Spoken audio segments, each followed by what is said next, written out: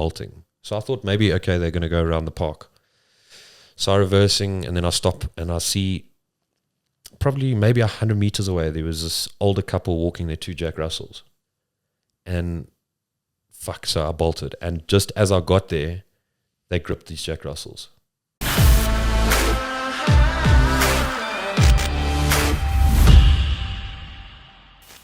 What's happening, guys? Welcome to another episode of Just the Radio, another fitness-orientated podcast.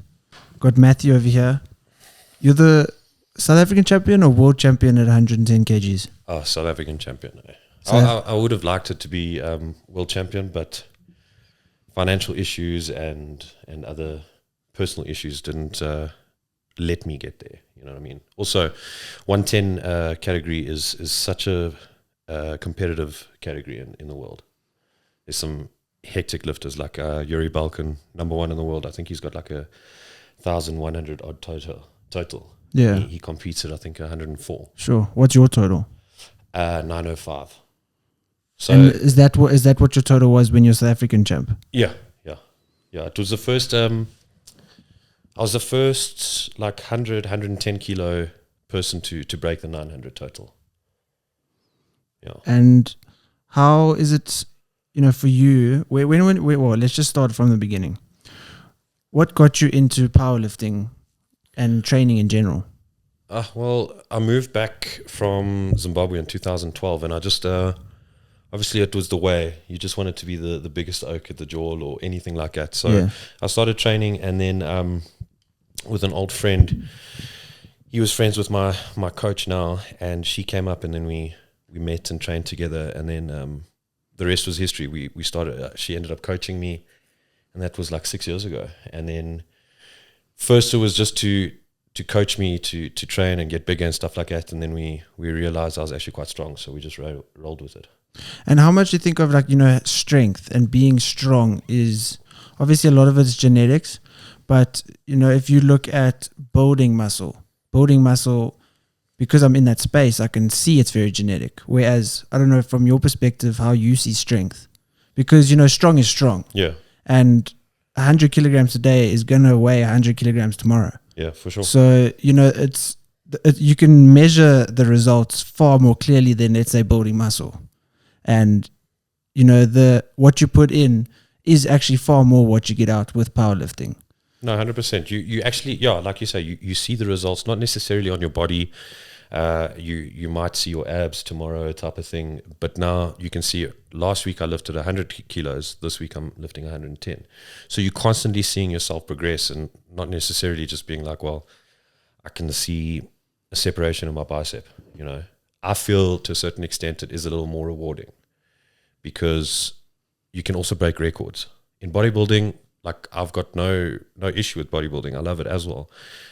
There's no records that can be set except for, well, you're the champion 10 times over, and that's about it. Which actually, if you look at it, means nothing, because when, let's say, Ronnie Coleman was the 8-time Mr. Olympia, compared to what they were looking at when Arnold was Mr. Olympia, compared to what they are looking at now at Mr. Olympia, it's not the same. Whereas being able to have a total of 904, that's still a total of 904 in 10 years' time. Yeah. So it's kind of the result. Well, what they're looking at as judges, and the expertise that you need to master is always pretty much constant. Yeah. No, has powerlifting changed though? Like let's say over the last 10 years in terms of form, technicality, that kind of stuff. No, for sure. Like there's a lot of little things that have been incorporated into lifting, and certain things that quite possibly might help you do the lift better. And there's more federations that have now come out of the woodworks, and they've also changed on certain legalities on your form and stuff like that. So it has definitely changed, but also at the same time as a whole, it's stayed the same. Yeah. Whereas if you look at bodybuilding, I honestly feel if you wouldn't know who would win in a lineup between Arnold, Ronnie Coleman, or Phil Heath now at their best, because their bodies are all totally different. If you look at Arnold, he didn't have as much mass as Ronnie Coleman, and he wasn't as I want to say defined or as hard, but he was still, 7 times? So, as opposed to bodybuilding and powerlifting, not much has changed in powerlifting as it has in bodybuilding. You know what I mean? And why powerlifting in particular? Was it just because you started training and you saw how strong you got? Yeah. Again, it was more rewarding. Seeing myself actually get stronger and break records and become the best, And like you say, 905 now is still going to be 905 in 10 years. So I might be the best bodybuilder today, but some kid could come up tomorrow, leaner, harder, bigger, and I'm just chump change. Yeah. And if you look at powerlifting and you look at South Africa compared to overseas, if you look at pretty much anything in South Africa compared to overseas, like let's say those financial issues that you might have had that, kept you from going overseas, or if you take away any issues that would have stopped you, how would you have competed at that show that you obviously qualified for? I think overseas is a lot more resourceful, and there's a lot more corporate companies that are actually willing to basically throw money at this type of sport. But that at the same time, you will never, as far as I'm concerned, you'll never get a salary for being a powerlifter. But the whole perception in the fitness world in South Africa, I feel, is it's almost in a dream world compared to overseas. Everyone who lifts and trains and competes in South Africa, their goals are set on what's happening in the States, hands down. And obviously, if you really want to make it in the industry, you have to essentially at some point go and live in the States. That's where you make it. As far as I know, if the only South African to make the Olympia stage was Marius Donnet, right? What's happened since then? And it doesn't say that we haven't had that type of degree of athlete in this country, because there's plenty, but it's just we don't have the resources to us that are available to us. I don't know if that answers your question. Yeah, no, it does. And for you, let's say your top lift was 905. What was, at that competition that you qualified for, what was the winners' totals? Do you remember? When was this? My 905 was November 2019. Yeah. That competition actually got me an invite to Pro Raw, which is a comp that's held at Arnold Classic Australia. Excuse me. And the person I think that came first, I think we were pretty much on par.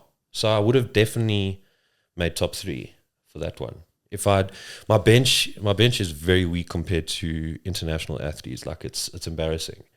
But if I just gotten my bench up, I would have easily taken first. What's your best lift?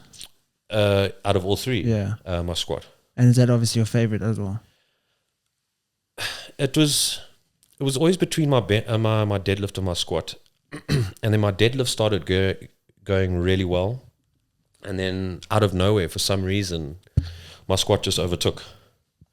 So I've kind of plateaued with my deadlift at the moment, but it's just certain things I'm not using my legs as much as I should, or I'm sitting into the deadlift instead of pivoting, so we currently fixing all those little issues, those little niggles, and then once I do come back, it should be for the stars. Yeah. And powerlifting, everybody's seen those videos, those fails, those videos where people do one thing little bit 1 degree off and they snap their elbow or they dislocate their shoulder, and it's obviously you got this massive weight on you. You yourself, what's your worst injury that you've suffered? I've been very fortunate in terms of not having really bad injuries, but obviously the slight aggravation of my sciatic nerve, and I've torn my rotator cuff just before Worlds in 2015.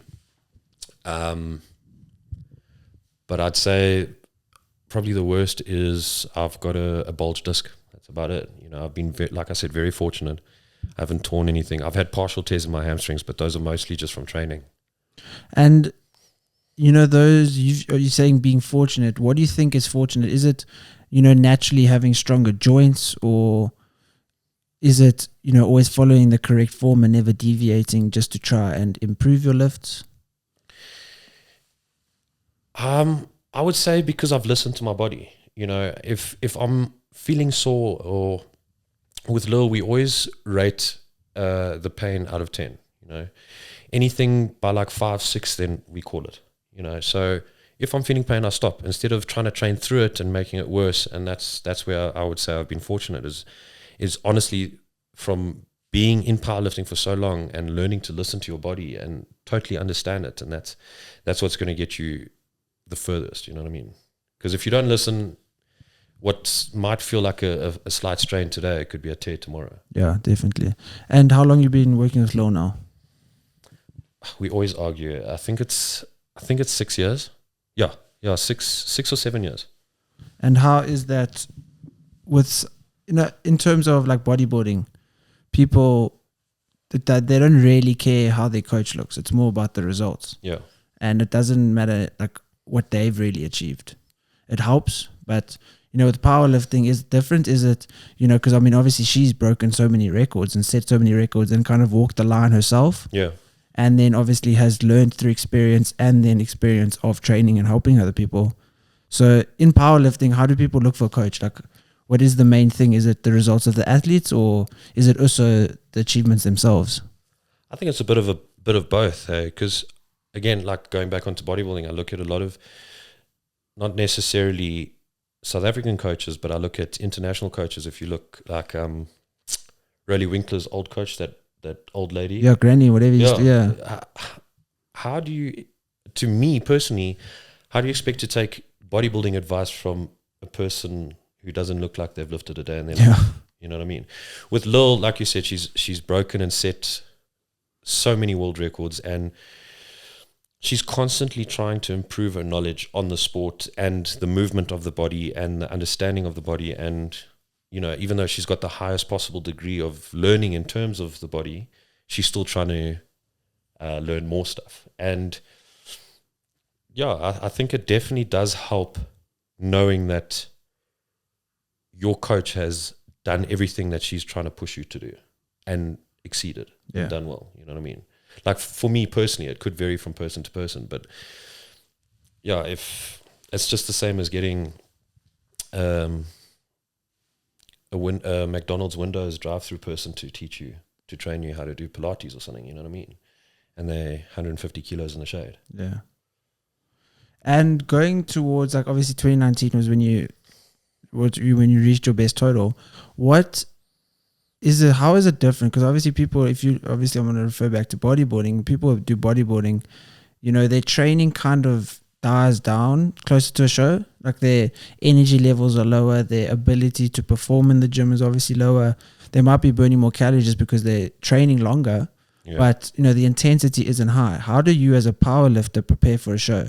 Like, there should be more rest to going up to the show, or how is it, you know, like let's say that those final 4 weeks?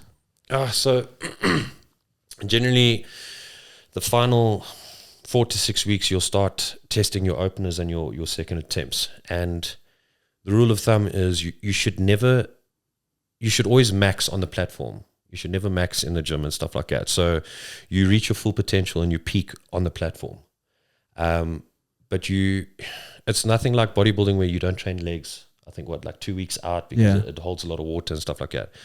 I'll squat 2 weeks out, you know, for my second attempt. And then pretty much the last week is just go in and do a bit of accessory work and then leave it at that. But other than that, I mean, you don't always diet.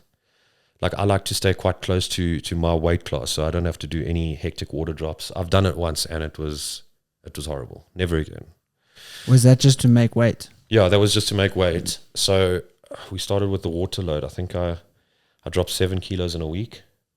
Was that to what weight were you lifting at? That was hundreds. Okay. Hundreds, yeah. It was horrible. Never again. So I always walk around usually like 112, because I know those last 2 or 3 kilos it will be easy to get rid of. So we gun it, but at the same time take it easy. You know, like I said, constantly listening to your body and understanding it. And, you know, if you've got an ache and pain, then rather leave it, because, I mean, you're competing in 2 weeks, or, you know, and sort it out from there. Though that 905, Yeah.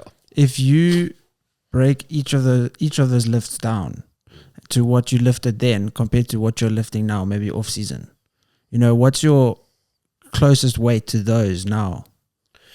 Yes, my strength has unfortunately taken a bit of a knock at the moment. Like I said, I mean, I'm all natural, all doing all that stuff, and also at the same time, I've had a lot of ups and downs in my life recently. So, you know, unfortunately, powerlifting doesn't make me a salary, so life comes first. You know, as much as I love powerlifting, life's needs and issues always come first. So that affected my training a lot, and in turn affected my strength. And then also recovery at the moment's at an all-time low. So I've got little ningles that have come out of the woodworks after the last 13 years that I've never had issues with. And so we're just trying to completely deal with those one by one, so it isn't an issue in the future. Those little issues that you have now, like those little pains, those little niggles that you're experiencing, you know, let's say you are prepping for a show or working towards something that is, you know, let's say 12 weeks, 10 weeks, whatever, you know, and you work on that pain scale. Do you think now, if you had to look at the pain scale, you feel a pain in the gym, you say, okay, this would maybe be a 6. Whereas if you were preparing for a show, would that maybe have been a 3, a 4? Like, obviously that end goal that is close, would you have experienced, you know, mentally the same amount of pain? It's a difficult question. So basically what you're saying is what might be a 6 then will be a 3 now, because no, so maybe the other way around. So then, because you were motivated and more driven, because you like, okay, I need to so it's only a 3 now. Yeah, so it's actually a 3 now, but you're experiencing it as a 6 because you don't have like an end goal right now. So basically I'm being lazy type yeah of thing. Yeah, like, is that the case? Or it can be, I'm not gonna lie, it can be sometimes where I just feel like, fuck, I don't want to be here. You know, basically like, let's fake an injury. You know what I mean? So, because I think as humans, we are like that, where, you know, we have a goal, let's say a competition or anything, and it's easier to go through something that might be difficult. Whereas if we go now and you just, like, that's why everyday people don't look as amazing as, and everyday people aren't as strong as powerlifters, because, you know, they're not working towards that definitive thing that there's they're no trying drive, there's no goal set. No, I can understand that completely. Not to say that I don't push as hard as I would if I'm training, if I'm preparing for something, but that's what I'm saying. Like, do you I do as take a person, my foot off the pedal a little bit, you know what I mean? Like, I do listen to my body even more, like, and think, okay, we are trying to sort out all these little issues. So I'm not preparing for anything. Maybe it's the wrong way of thinking about it, but I'm not preparing for anything. So I shouldn't be pushing so hard that I could essentially injure myself more. Yeah. So that's sometimes some of my thinking, and I know Lil's going to tune me from a dizzy angle after this when she sees this. And you know, you obviously was mentioning the money aspect of, you know, I mean, bodybuilding, powerlifting. You know, there's very few professional sports that you can, well, I wouldn't say bodybuilding is a sport, but there's very few professional things that where you use your body that you can make money off. Maybe obviously soccer, rugby, those are the exceptions. Yeah. But I mean, even hockey in South Africa, you have to almost have a day job. Yeah, hockey, I mean, as far as I know, for world champs a year or two ago, they had to pay for their own flights. Yeah. So it's ridiculous. So now obviously talking about job and talking about work, you know, you've got tons of tattoos. Yeah. And that's obviously been one of the factors that have, you know, it's difficult to get a corporate job when you've got a head tattoo. Yeah, I mean, look, the head is a different story because, I mean, at least I can grow my hair. Well, try to. But it's so backwards here. I mean, you could have almost a full face tattoo in Eastern Europe and you could still be a lawyer, you know. Yeah. But now it's just because it's associated with, you know, thugs and gangsters and bad people. But this day and age, the way it's becoming, if you've got a neck tattoo or hands, you're a fucking chef from Hell's Kitchen. Yeah. You know what I mean? So you don't even, that oomph and wow factor of, oh, he's got hand tattoos and neck tattoos. It's slowly starting to disappear, but it's not helping with the job side of things, you know? Especially obviously depending on the line of work you're trying to get into. Like I've had people walk past me in the mall and grab their children closer to them. Sure. And I'm like, I'm not a priest. I'm not going to touch your children. You know what I mean? Yeah. So there's worse people that are supposedly good people that have done worse. Yeah. And if you look at, honestly, some of the most tattooed people I know are generally some of the softest. You know, I got my tattoos not for any other reason than to deal with my own possible psychological issues, you know, in terms of emotions and stuff. And because I just dig the art, you know what I mean? And it's, what better way? I mean, if you buy an expensive, beautiful Rolex, you're not going to leave it at home. Yeah.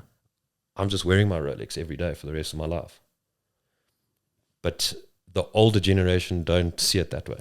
But that generation is almost actually dying off, and they are getting less. And in today's society, it's far more acceptable to have tattoos. It's not completely acceptable. There's still, you know, people that kind of, you know, he's got a neck tattoo. He's got even a sleeve, you know, like it's not just knuckles or head or neck. It's literally, sometimes it could be, you know, just the arm tattoo.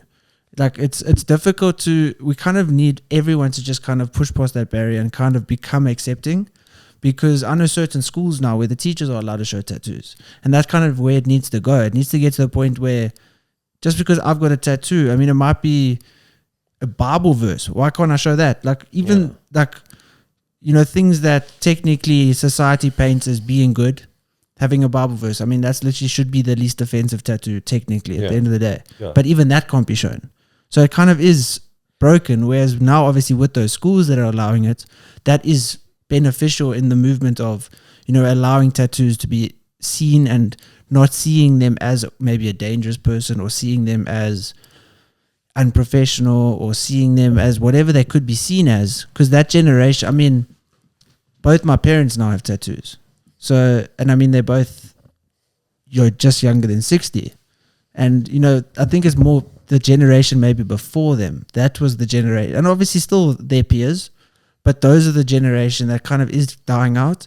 And I mean, our generation, let's say anyone born from even 70s, 80s, 90s, and then obviously now 2000s, I mean, it's going to be completely acceptable when those people are adults. You're starting to seldomly come across anyone that doesn't have a tattoo. You know what I mean? So I found also, and this was my frustration, when I was like a sales rep and stuff, like I obviously didn't have my neck or my head done, but my hands were done. And I found it was an icebreaker with some of my clients, you know, potential clients. And a lot of the time I actually had to interrupt them and be like, okay, look, we've spoken about my tattoos now, but can we do some business?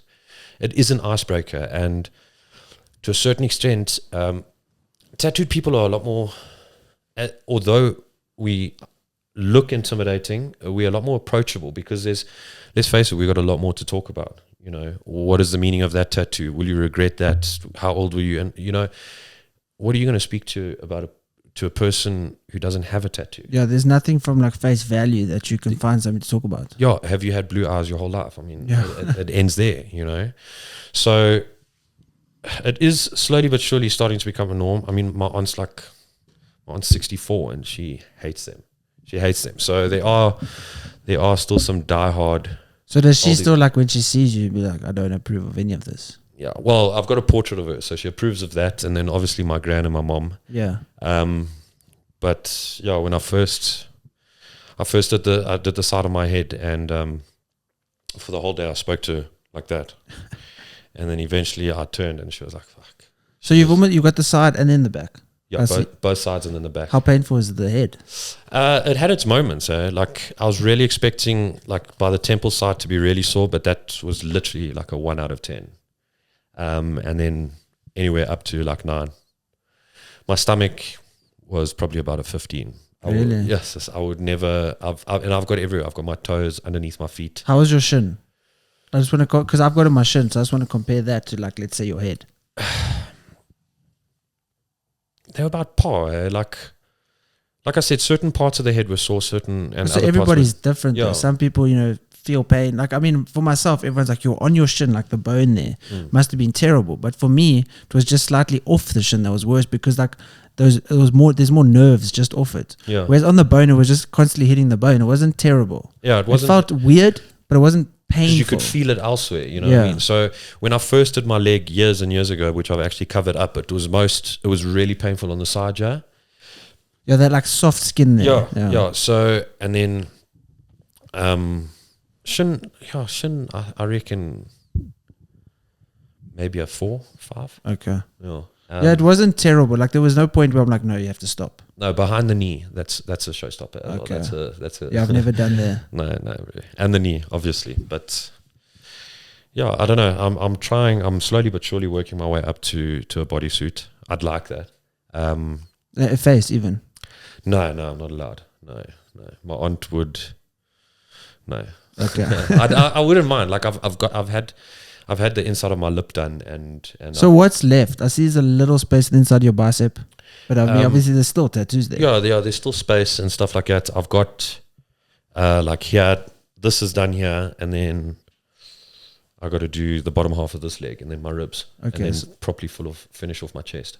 Because obviously you got a ton on your back. I was looking on Instagram. It's quite yeah. cool. My back still needs to be finished. It's like a cover up of a cover up of a cover up, and it's just, Okay. it's never ending. I see you got your dogs there. You got 4 bullies, huh? Yeah, my little rats. And how old are they? Are they, what genders are they? 2 male, 2 female. My oldest is Pepper. She's 9 now. She was actually the first XL litter born in South Africa, so she's somewhat royalty, I'd like to say. Are they all XLs? All XLs, yeah.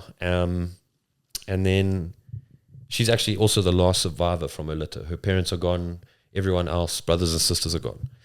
She's 9, and then Hades is my oldest boy, and they know it. My favorite. I love that dog. I delivered him myself, so It's been a complete and utter connection since the get-go. And he's 5. And then you got Rowdy. I got her from 6 months. She's 5 as well. Complete and utter nutcase. Like, honestly. Sometimes I want to kill her, and other times she's the best. And then I've got one of her pups from her first litter, Joker, and I also delivered him. Again, the connection is amazing. So 2 males and 2 females. How are the dynamics? Are they fixed? So Hades and Pepper are fixed. Joker and Rowdy aren't. So Pepper and Rowdy, I have to separate. They got into 2 big fights over the space of like a month, 2 years ago. So they're permanently separated? Permanently. Yeah, Rowdy doesn't have her main teeth anymore from the second fight. So, no, they're vicious, eh? Yeah, because I mean, I've got a Staffy and then a Ridgeback. Yeah. And they're both males. And we came to a point where they were fighting so much. It was ridiculous because obviously, but also that's where, as a dog owner, you also need to come and establish to show you're the alpha. So that they don't obviously have to, fight between themselves to see who the alpha is. But obviously there's still the hierarchy, and they need to know between the two. Yeah. Who's Jesse's maybe the alpha, but who's the beta? Who's the complete bottom feeder over there? So how do you, establish? Because I mean, obviously those are 4 powerful dogs. No, for sure. How do you establish dominance? And obviously there's been tough times where, because I mean, you live by yourself. Yeah. So it's scary when these dogs have these fights, because I mean you see the raw power of these animals, and because they've still got that, because it's a cross between a bull mastiff and a pit bull, they've still got that fighting and drive of a pit bull. So they don't stop. I mean, it's hectic. I was reversing out of my old place, and I saw Joker and Rowdy were in the front, and I saw them bolting. So I thought maybe, okay, they're going to go around the park. So I'm reversing, and then I stop, and I see probably maybe 100 meters away, there was this older couple walking their 2 Jack Russells. And so I bolted. And just as I got there, they gripped these Jack Russells. But the stupidity of the other owners, the one's off leash and the other one is on leash, but they don't pick up the dog. They're spinning this dog around on the leash and essentially just wants to catch the toy. It's a big tennis ball, and it's making them more riled up. And Joker is the softest dog in the world, but pack mentality plays a big role in that type of situation. And Rowdy likes to get everyone amped, you know, and it's frustrating because she's super ADD and energetic. So they grip these dogs, and no matter what I did, and obviously they were both off leash and off. I don't put collars on my dogs because they're in my garden the whole time.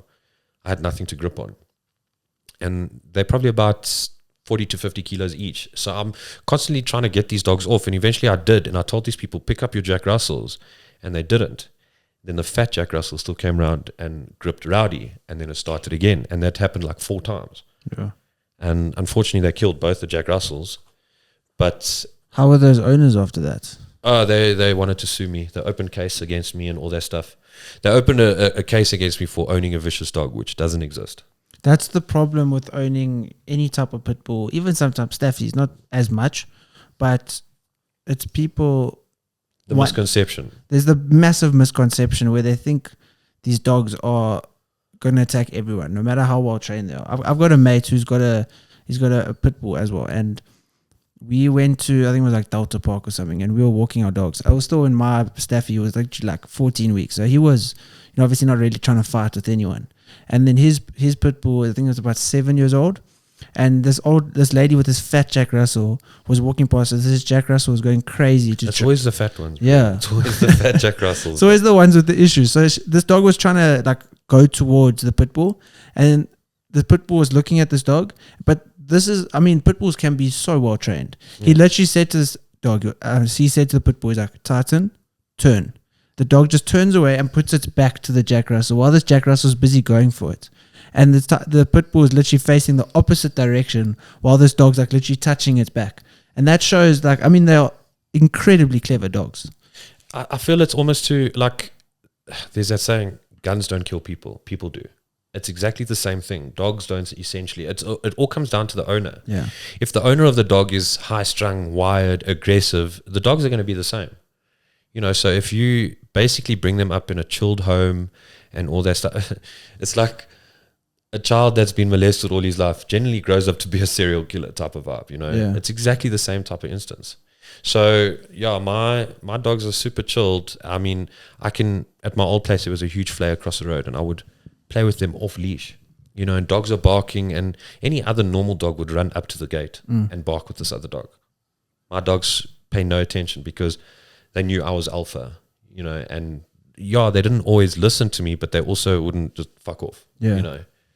They would sit and obviously with, like I said, the connection that I have with both Joker and Hades is amazing. So they constantly want to know where I am. They want to be by me, and they're besotted by me, and that's all that matters to them. So everything else, the noises, the aggression around them, as long as I'm there and I'm happy, then they don't care.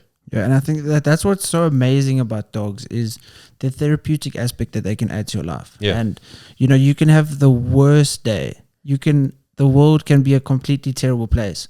But the moment you see your dogs, all your problems disappear because that dog never actually has a bad day. Yeah. They're always happy to see you. They always love you. They always want to kiss you. They always want to, you know, be around you. They want to be in your space. And that's why I like dogs. Because even if you don't feed them for a week or you hit them all day, they still come back with unconditional love. They don't hold grudges.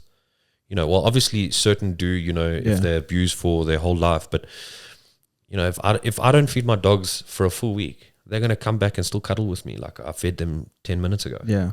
And that's what I love about them. And that's why they're becoming more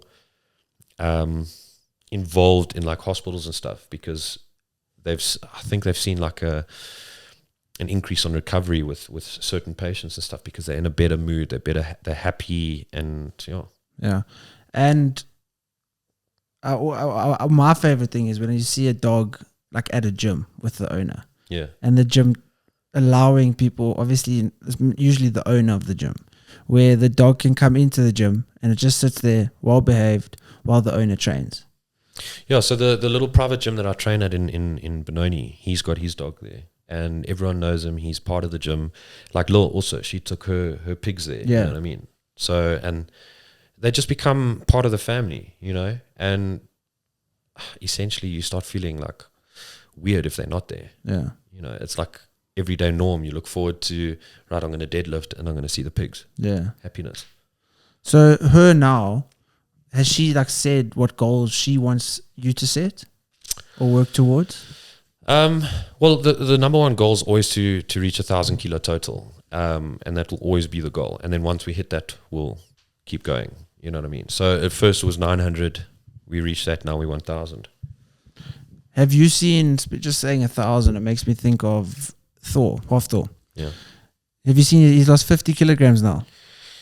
Yeah, he's built like a brick shit house. Yeah. Still, and he's ripped, and he would have, I'm sure, lost quite a bit of strength, but Yeah. he'll still be very strong. But I don't know what this whole craze is of everyone boxing all of a sudden. It's genuinely just for money. Yeah, It's because all just for money. you got that Logan Paul, you've got Hathor, you got Steph Cohen, who's another big powerlifter in the world.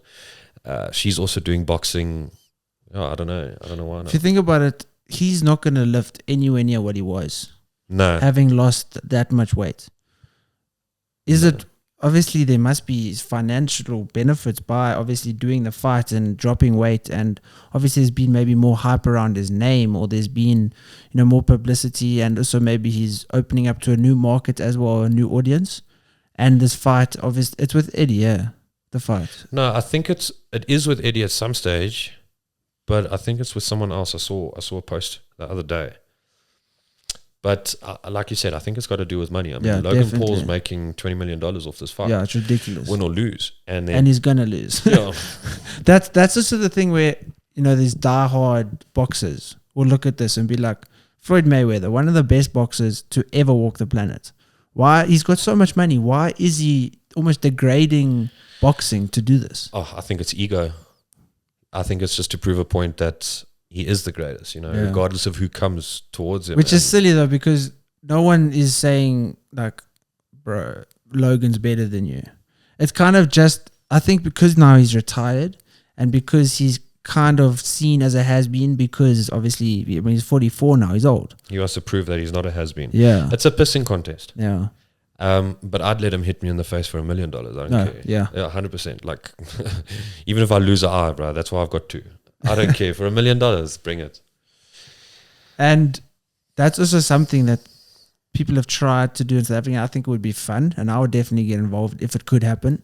Where I've seen some of these people say like, but obviously, I mean, it's not going to draw an audience the same way a Floyd Mayweather and Logan Paul fight would. But they're saying like, it was actually someone that was on The Bachelorette. It was like, we should have a boxing match against some people that were on Love Island, which it would be entertaining to watch because no one would be trained at all. But also, no one's going to go watch this event and pay to watch it. No. I think just like anything else South Africa does, like anything that South Africa brings from overseas, like a program, they always seem to fuck it up. Yeah. Like it's shit. The quality shit, the acting, of this reality vibes, it's crap. So everyone, they're just trying to jump on the bandwagon and try and make money, and in South Africa, I feel also likes, shares, follows, and all that shit's what's important in life. Yeah. I feel there's a lot of people that will do whatever they fucking can to get 600 to 1,000 likes on a post. You know what I mean? And like I wouldn't mind having a lot more followers, but if I don't, I'm not gonna stop breathing tomorrow. Yeah. The only reason I think you should be chasing followers is because, let's say you've got a business that will do better the more followers you have. Yeah, for or sure. If you make, like even just a coach, online trainer, you will make more money the better reach you have. Yeah, of course. Then it's fine. Then it's beneficial. But if you're 16, you don't have to show your quest just to get more followers. Yeah, exactly. And that's what it's becoming. It has become that. And also TikTok and those kind of things have allowed for more of that. More of these half-naked people, male, female, It's becoming whatever. the norm. One thing I've noticed is any girl from Poch, that area, has always got 15,000 plus followers. What the fuck is going on there? Like, how do they get so many followers? And to my knowledge, the more likes or that you want to get on your post, it all comes down to your hashtags. Yeah. I see chicks or people that make posts with no hashtags and they get 600 likes in 5 minutes. So I'm like, or the best is just bought a new hoodie or new shoes, but they're sitting there in a thong. So like a caption completely unrelated to the post. Yeah, check my new Reeboks, but you literally wearing some string over your quads. Yeah. So, but each to their own. Like I said, I'd love more followers, but it wouldn't bother me if I'm probably going to lose now. But I really could not care less. But it doesn't. The only person, like I said earlier, the only person who's actually doing something is Noel. Yeah. He is absolutely killing it. And then obviously you get Yaku de Brain and all those people. But the best is when I find people with 20, 30 odd thousand followers and they get 10 likes. Yeah. You know, I'm like, you're not fooling anyone. And I go through stages like that. And also that's what I've tried to push away from, and also not look at it like post a certain photo to get likes. Whereas obviously, like, let's say I post a shirtless photo, obviously gets more likes. Yeah. Post a photo with my fiance. Sex sells, you know? Yeah, gets less likes. Post a photo with my dogs, gets less likes. But then I kind of look at it, be like, I want to portray my life for what it is and what makes me happy. Not what people might think it is. She makes me happy. My dogs make me happy. If 50 less people, 100 less people like it because of that, so be it. It makes me, it's nice to share what actually brings you value and what you actually care about. Yeah, exactly. I'm not going to, and that's also where I was in my mindset, where it was, you know, you always have to be shredded, you always have to be lean, you always have to be at the height of whatever for people to like you. And at the end of the day, you're constantly going to be having that mental breakdown almost of, I'm not good enough, I'm not achieving what I did, I'm not this and that, just for people to like you. People just, you might not even know. Yeah, just for validation, and it's for people that actually don't care about you. Yeah, exactly. So, I mean, at the end of the day, it should always just be yourself, regardless of whether you've got 18 abs or you've got one chunk of ab, you know what I mean? There's always going to be an issue with you. People are always going to find some fault in you. There's always going to be something you've done wrong, said wrong, or wanted to do that people aren't going to like, you know, or a lot of the times, things that you have done well that people are still not going to like. You're always going to have haters, and you can't honestly keep trying to make everyone else happy and in the interim making yourself upset. Yeah. But I think that's also what you've done with your tattoos. It's what you've wanted to do. Yeah. So you'll do it. If I don't get a certain job because of it, I'm not going to want a job where I can't be myself. Yeah, exactly. I'm not going to want to be friends with a certain person when I can't be myself. No, for sure. Like, look, I probably would have done some other tattoos later in life, but I don't regret them. You know, it was for me. But they have gotten me into a bit of shit in the past, in terms of the way I look. I look like a thug, or I look intimidating, or I look like I just want to cause shit. But anyone who knows me will know that that's the last thing I ever want to do, is cause shit. I'd rather get away from it. I don't like confrontation, but I will if I have to. But I'm perceived as this arrogant dick.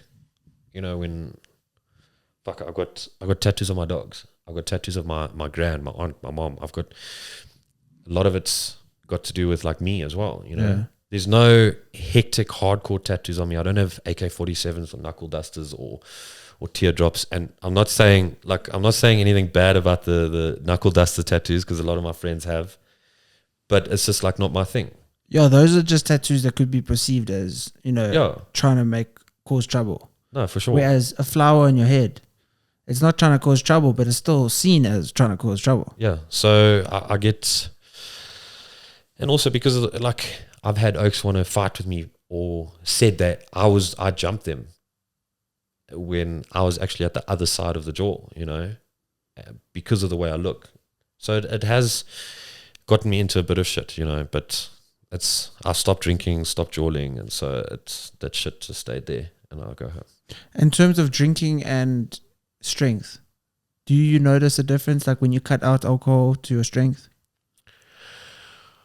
Well, it's difficult to say because I stopped juicing and drinking around the same time. So I don't know what. I feel like I've lost my strength because I stopped drinking. So I might have a beer after this and go deadlift. I don't know. But definitely, like, it's exactly like bodybuilding. If you drink more, you retain a lot more water and stuff like that. And or depending on what you drink, but it does tamper with your strength, especially since I wasn't have a 1 or 2 beer kind of guy. I was drink until the bar's empty. You know, that was my issue, is that I had no end point. Yeah. So it was just, I don't know if you saw the front of my car when I got here. Yeah. You know, there was a couple of beer stains. So it's safe for the people on the road and myself. So I stopped.